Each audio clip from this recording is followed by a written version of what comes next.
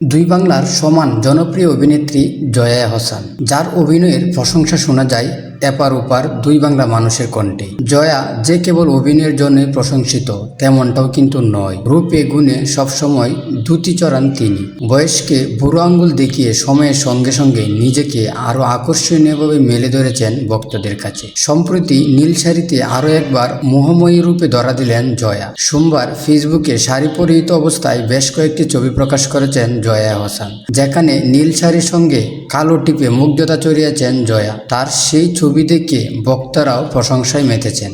এদিকে সোমবার 27শে জানুয়ারি বাগানবিলাস শিরোনামে মুক্তি পেয়েছে জয়ার নতুন মিউজিক্যাল ফিল্ম। এর আগে গত 20শে জানুয়ারি এই কাজের কথা জানিয়ে সঙ্গীত শিল্পী প্রীতম হাসান ও ইলিটা করিমের সাথে একটি ছবি পোস্ট করেছিলেন জয়া। সে সময় অভিনেত্রী জানিয়েছিলেন তাদের সাথে খুব রোমাঞ্চকর একটি কাজ করতে যাচ্ছেন।